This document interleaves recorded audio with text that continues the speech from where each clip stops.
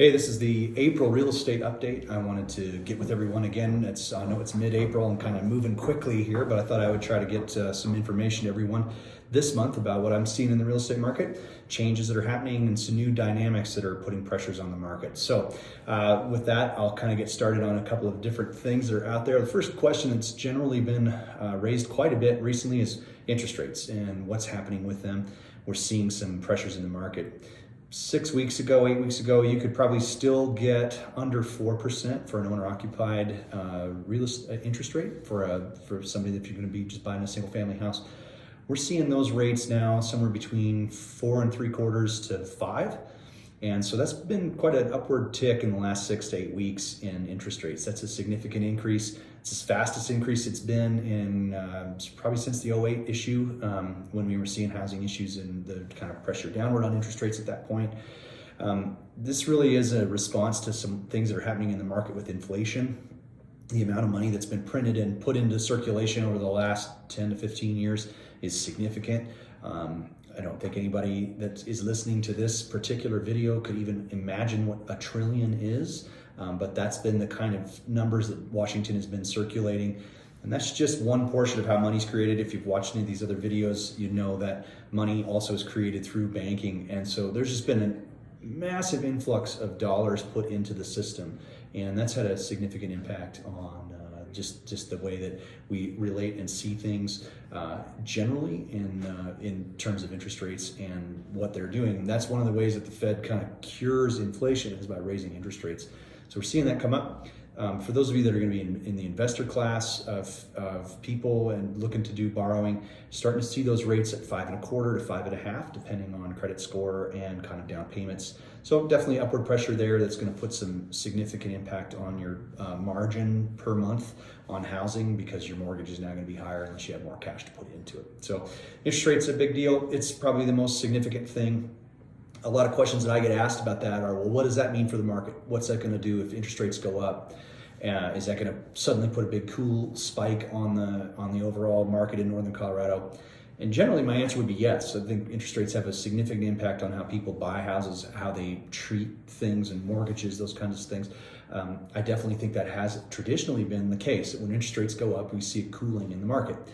In this instance, I think one of the unique things that's happening is that because inflation is spiking so significantly, people are looking at this as a moment that they might be missing out actually on their next opportunity to do something. So there's a fear of missing out. So we're actually seeing an upward pressure on any inventory that does exist. So where even a month ago it was feeling like it was in a stable and normal situation, we're starting to see that actually on the other side of this, where because of that inventory pressure that's so low, it's such a low amount of inventory, now everyone's sort of racing to it. So those that are wanting to buy tangible assets are moving to that space, and they're feeling like, gosh, this is maybe the last time I'm going to get a reasonable interest rate. If the Feds have increased it this much in this short a period of time, what does the next 6 months look like? So people are kind of pushing that money into that deal. I want to break down economics a little bit in this episode, because I think people just really understand there's a fundamental misunderstanding.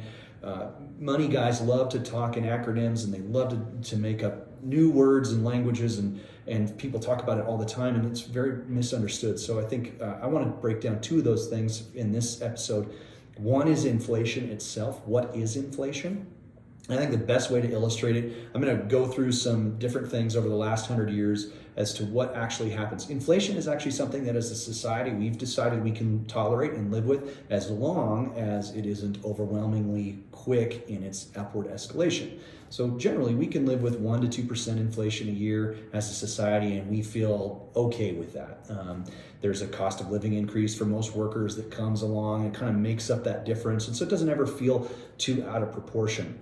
When we start to see interest or inflation become what it is right now, which is, I think, on the conservative side, somewhere between 8 and 10% on an annualized basis, that starts to feel like that something's amiss, and it doesn't feel right. You feel less like your dollar doesn't purchase as much. The reality is that's because your dollar doesn't purchase as much. So if you think about it just simply, if you had $100 in the bank last year at this time, if over the course of the last year, inflation has gone up 10%, which is, I think, a conservative number, that $100 is only really going to buy you $90 worth of goods. And that's probably the easiest way to think about inflation. It really is sort of it's a collapsing of your dollar's purchasing powers. I'm going to go through some examples here over the last 100 years of things so that you can kind of see what's actually happened to our money. It's been kind of a silent creep over the last 100 years because like I said, we've tolerated this as a society. We've been tolerated inflation as a society. And so I'm going to go through durable goods, things like milk and bread and apples, and see what they cost 100 years ago and 50 years ago, and then I'll kind of break that down for you. And we'll do that also with durable goods. And so durable goods are going to be things that last, things like houses, things like or tangible assets, gold, silver. What are those prices in the middle of that, and how does that work? So I'll kind of go through both of those and break that down for you so you can see it and understand a little bit. And it's a good illustration of what's actually happening. How housing relates to that is that traditionally these durable good assets actually become a hedge against inflation. So when you buy things like a house, when you buy things like gold or silver or other assets that have kind of that tangible asset class, they're the type of thing that ultimately starts to also gain in value over time. So housing is probably the most classic example of that. Real estate has been for a long time. You can leverage your money that you do have, you can put it into something like that, and you can watch that appreciate over time instead of deflate like just currency does in the bank. So that's one of the things that actually will break that down after I kind of go through this and show you how those two things correlate. But here's some examples of how your dollar has been, let's call it devalued over the last 100 years. Okay, we're going to do some illustrations of inflation. We're going to use first some consumable goods. So gas is a big one right now. In 1930, a gallon of gas cost 10 cents per gallon. Today, it's $3.89 per gallon, has been as high as $4 recently. Loaf of bread. This is for like an average Wonder Bread loaf of bread, 9 cents in 1930. In 2022, that's $2.99 per loaf, depending on where these are all national averages. Hamburger, 12 cents per pound in 1930. Same pound in 2022 costs $4.49 per pound. That's a pretty significant increase, even in comparison to bread. Average wages, 1930, $1,970 per year was the wage of an average worker. 2022, $52,145.80. This is the national average in both cases. I want to illustrate this in terms of your purchase power as a ratio. In 1970, 12 cents of gasoline was 0.000006% of your income. Same deal in 2022, $3.89 is 0.00008% of your annual income. Kind of weird to see it with all those decimal points as it relates to percentage, but what that illustrates is a 1,230% loss in purchase power. So the difference in those decimal points between what you're buying gas for then and now is pretty significant. So as we go through that, it's really interesting to see what those costs were, how they related. It's one of those examples that I think a lot of us feel like, gosh, I work really hard, I earn a lot of money, and at the end of the day, that money just doesn't ever seem to get me ahead. And that's one of the things that I think real estate does as a converse to that, is allows you to engage in something that holds its value relatively well across time and relatively well across inflation. So if you want to see that, and you can see that illustrated in the house, there's an example here. I've used this before. This is my great-grandmother's house. She purchased this in 1940, actually. The house was built in 1908, and you can I'll go through this example. We'll walk through that, and you can see what this actually has done, especially since the 1970s, when gold was decoupled from the dollar, and what's actually happened in terms of government spending and inflationary printing of money, and what that does, and how that's correlated. And you can see that actually real estate is a pretty good, it's anecdotal, but it's a pretty good example of how to preserve wealth.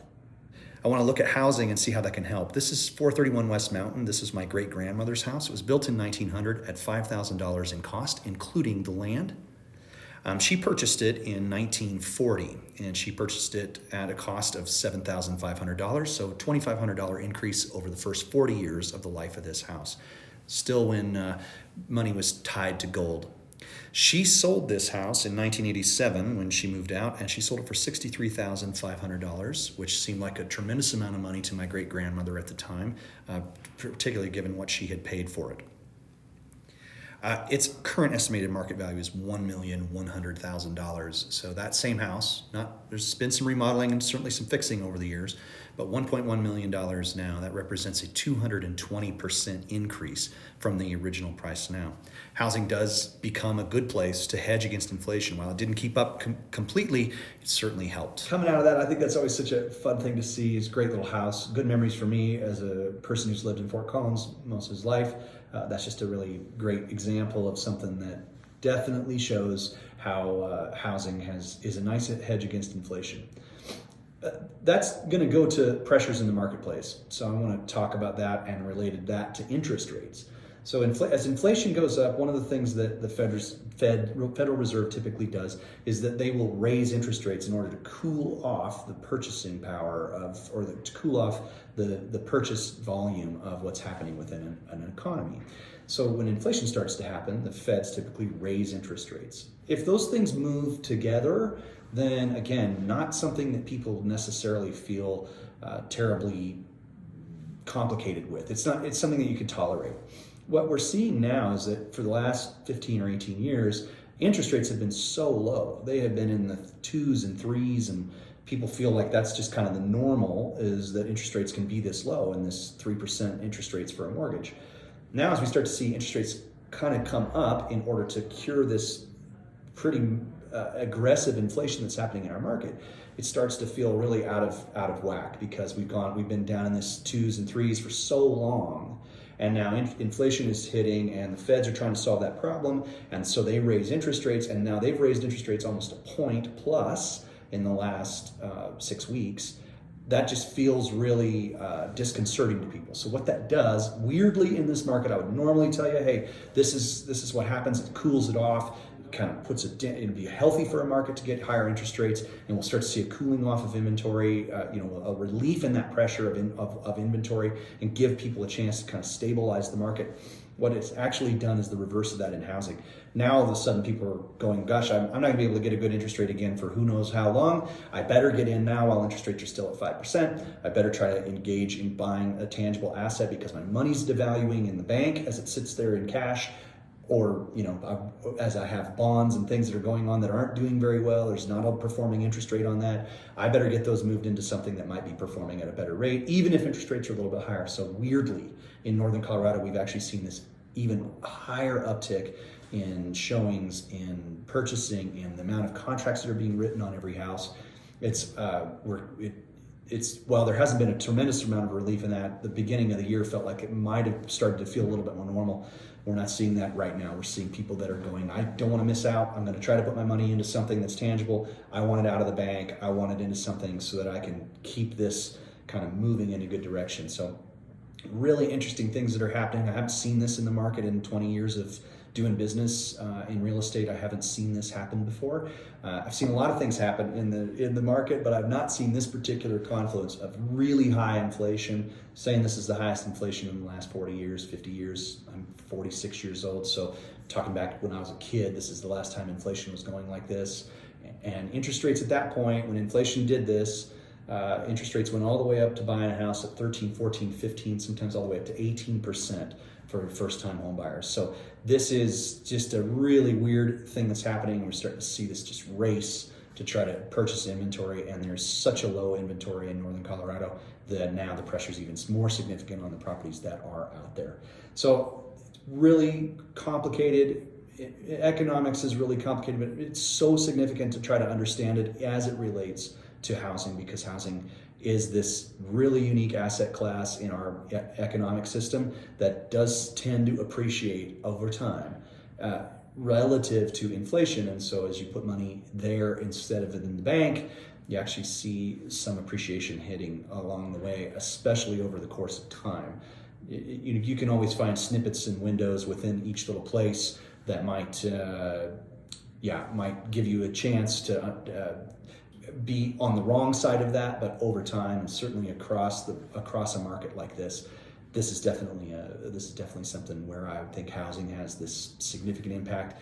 and have some upward pressure, at least for the foreseeable future in our market because of the lack of inventory. Couple of other things I want to visit about in this particular episode is governmental stuff. A lot of people ask me, why is everything just so expensive here? And we have a really unique sort of confluence of things in northern Colorado that make it hard to understand for anybody that might be moving from someplace else, somebody that's just entering the marketplace. Why does everything just feel as expensive as it does? We've talked about water in the past as one of those issues. One of the other pieces is governmental pressures. We are a unique people in Colorado. One of the things, we're the only place, and I use this example because I think it's really illustrative of just who we are and the kind of people that we are. We're the only people ever to reject the Olympics. So in 1976, we were awarded the Winter Olympics and had a referendum in the state that was put together by then Governor Dick Lamb, and he basically rallied enough people to say we don't want the Olympics in Colorado. So that may have been a good decision. I have no context for whether it would have been good or bad. We did never host the Olympics and have not hosted the Olympics, so don't know what that is. But I think it's a good illustration of who we are as people. So we build our airports way out, away from things. We don't like to see growth on. We don't like to see that. We live in Colorado, which is a beautiful place, and so I think people really bristle at development, not because it's got any. There's benefits to it. There's things that people like about development. They sure enjoy the entertainment. They enjoy the restaurants. They enjoy the conveniences that come with growth, but we don't like to see it. So our governments tend to relate in that space as well.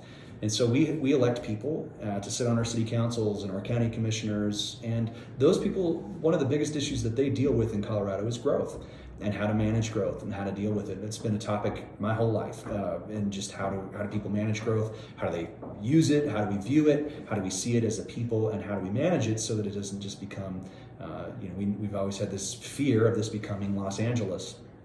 And so our politicians tend to deal with that. What that does is also increase pricing. So because it takes so long to get through the governmental process, and this isn't condemning of any one particular government. This is kind of across the board in northern Colorado. If you're in a city like Fort Collins, you're probably at best looking at a project taking 2 to 3 years from the time of concept to the time of actually the first build being able to happen. That's kind of a 2 to 3 year process. Although I've been involved in projects that took 11 years. There's a particular project in Fort Collins now that's moving in on over a decade because they can't solve water issues in their area. So that kind of stuff takes money, time, energy. Also, to entitle a piece of ground can take, especially like let's just say an average neighborhood to entitle in Fort Collins, might take you $250,000 to $300,000 as a developer just to generate the paperwork that it takes to get that done. The studies, the engineering, the surveying, the environmental studies, the traffic studies, the impact reports, that's probably somewhere between $250,000 and $300,000 for somebody to do that. What that does is that's a risk that a developer takes because there is money on the other side of that, but that money is in a market that is unknown, it's unrealized. It's 3 years out, 4 years out, 10 years out. No one really understands what money, as you spend it, what will the value of those houses be? Now here, we've had a chance to be speculative on it and make some money on it because, as different people in that space, because in the real estate space, because the market's generally been healthy. And so that's kind of, you can take that risk. But as water becomes more complicated here, as costs get more complicated, as government pressures continue to go actually in an anti-growth sentiment, and that kind of sentiment continues to pervade and get more exacerbated as more growth happens, it's a self-perpetuating cycle or self-fulfilling cycle where you actually have people that see the growth that does happen, and then you get a reaction to that, and the politicians that are elected are generally people that are reacting significantly or have run on that policy of anti-growth.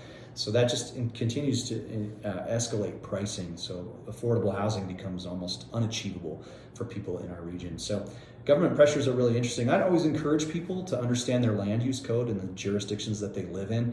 It's kind of boring reading, but it actually helps you understand what actually is being policy-wise driven from politicians and bureaucracies that are behind the scenes in how land is used. I'd also encourage anyone to ever go, if they ever have time to be active in their community, to go to planning and zoning commissions. That's really where most of the magic happens in terms of how things and land use policy is given and directed. I think it's something that's just super interesting to go to. Maybe I'm a nerd and you all know that already, but I might just be one of those people that likes that kind of thing. But I think it is really fascinating to know and understand what's happening in our market. It's certainly helpful to understand and know how those pressures impact our life here in northern Colorado. Those governmental pressures do a lot of things into how planning is done and how lots get done. That's why lot sizes are smaller. There's a number of things that happen as a result of that, as developers need to continue to squeeze what they can to absorb the cost they have to upfront in order to do that. Just a kind of a basic illustration, if you took a 100-acre farm somewhere in Colorado and you wanted to put just average density on it, which is 4 units to the acre, if you did that, you'd probably be paying somewhere around $10,000 to $15,000 an acre for developable land. So that's $1.5 to $2 million, something like that.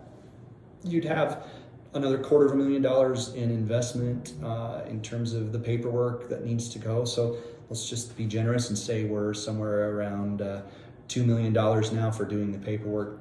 And then most of the districts are requiring water to be put up front. So if you took 4 units to the acre, and let's say that gave you 400 units, and you did that across needing to bring the water up front. I'm going to do that math for us real quick here in real time.